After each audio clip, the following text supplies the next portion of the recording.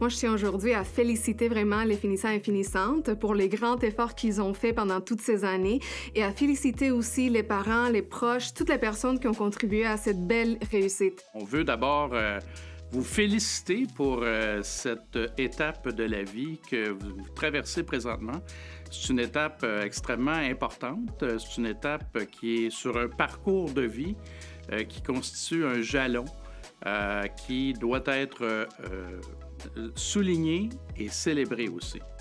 Félicitations d'avoir traversé cette grosse étape de ta vie. C'est vraiment 5 ans de plaisir, mais aussi de beaucoup de travail. Et parfois, c'est sûr que tu as eu envie d'abandonner, mais tu as réussi à passer à travers et tu t'en vas au cégep. Donc, félicitations pour ça. Je tiens à vous féliciter d'être arrivé à cette étape dans votre vie, à ce parcours académique, une étape qui se termine avant de nombreuses autres étapes qui s'en viennent. Donc, je vous propose de savourer ce moment. Vous l'avez bien mérité. Félicitations, c'est un bel accomplissement. Après 5 ans de travail, de persévérance et de détermination, je pense qu'aujourd'hui, vous pouvez être fiers de vous. Bravo, bravo d'avoir accompli vos objectifs, d'avoir surmonté des défis. Et c'est une étape importante dans votre vie. C'est quelque chose à célébrer. Et on est avec vous. Bravo, 5 ans, c'est pas facile. Vous avez survécu à vos examens. Mais c'est pas seulement votre parcours académique qu'on célèbre.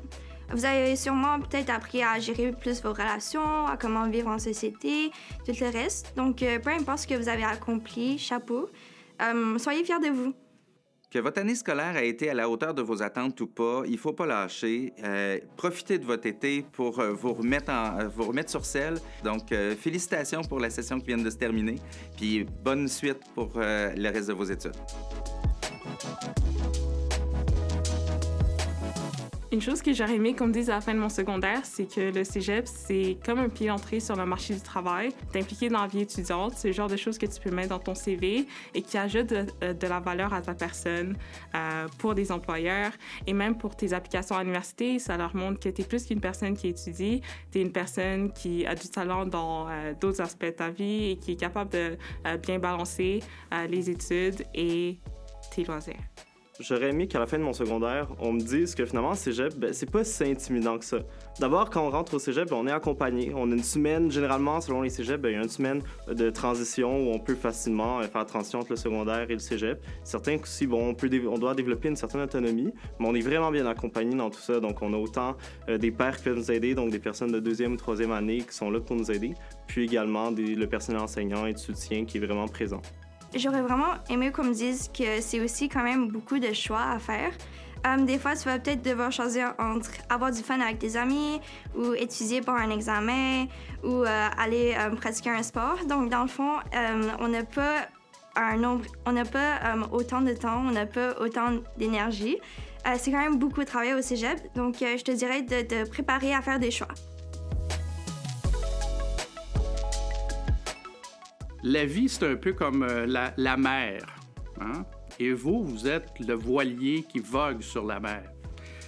Si vous vous laissez seulement emporter par la mer et par le vent, bien, il y a peu de chances que vous arriviez nécessairement au port que vous voulez atteindre.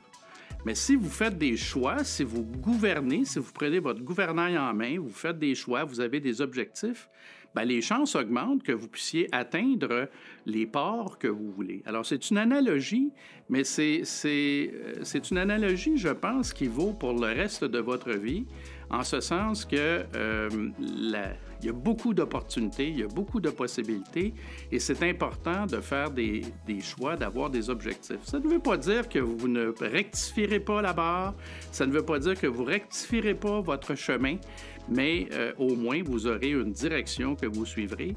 Et je pense que ça, c'est un apprentissage qui est important.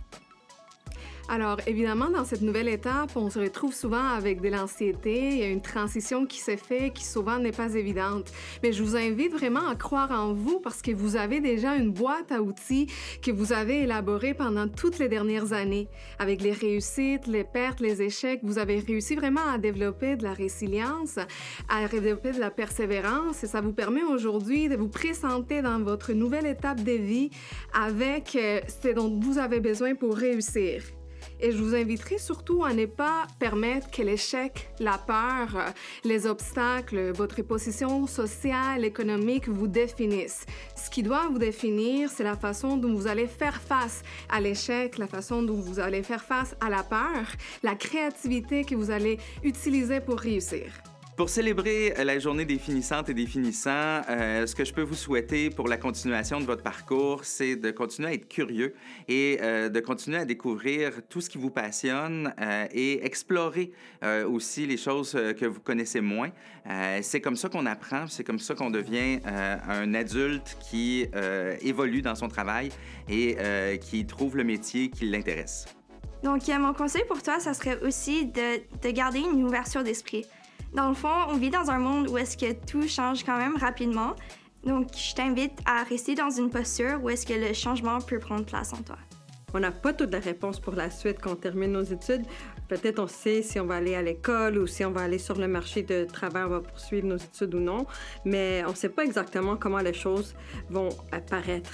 Mais c'est important, je pense, de garder en tête que vous avez surmonté des défis pour arriver où vous êtes là, vous avez fait des efforts.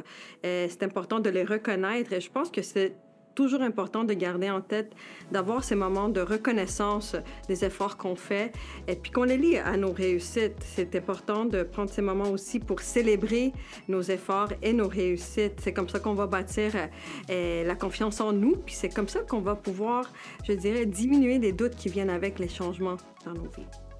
Donc pour le futur, l'important c'est d'avoir confiance en vous.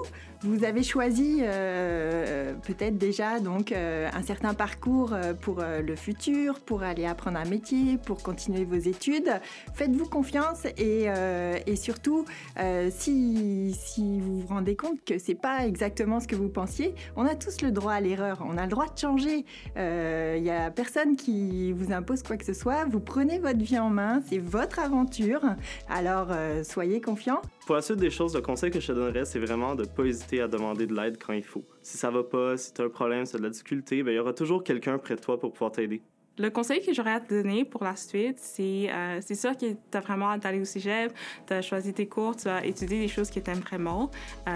Donc, profites-en, mais aussi reste à ton affaire parce que c'est facile de un peu perdre le contrôle. Le cégep, ça passe vraiment vite et c'est sûr que rattraper des choses que tu n'as pas pu faire parce que tu as procrastiné, ça va être beaucoup plus compliqué que comme tu le faisais au secondaire. Donc, au cégep, l'état d'esprit dans lequel tu es a beaucoup d'importance sur ta performance. Donc, si tu vises plus haut, c'est important de faire attention à ta santé mentale tout en étudiant, mais aussi en ayant du plaisir. Et c'est comme ça que tu vas pouvoir passer à travers tes années au cégep.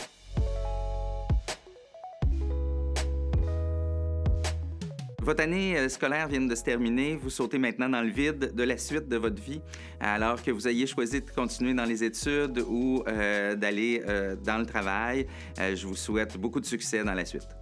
Moi, je vous inviterais vraiment à ne pas définir votre succès en termes de popularité ou en termes de richesse économique, en termes des choses que vous allez acquérir.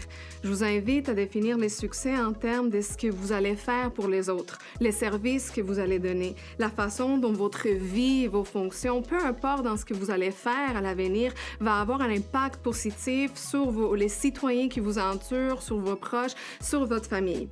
Évidemment, moi, je vous invite aussi à prendre votre place. Prenez le temps de connaître qui vous êtes, de découvrir ce qui vous passionne, de découvrir ce que vous aimez et apporter ça dans la société d'une façon positive, non seulement pour vous, mais aussi pour les autres. Félicitations et bonne continuation. Je vous dirais que je vous souhaite beaucoup de succès. Je vous souhaite aussi bon vent, bonne route et d'atteindre les ports que vous voulez atteindre.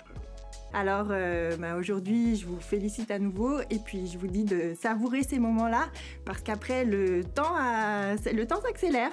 Alors c'est une belle occasion de prendre le temps, de profiter de ces moments et de savourer votre vie de nouveaux adultes qui va bientôt commencer. Donc, chacun sa façon, chacun son parcours, chacun son rythme. Finissons. C'est le temps de pousser votre potentiel plus loin. Le monde est à vous.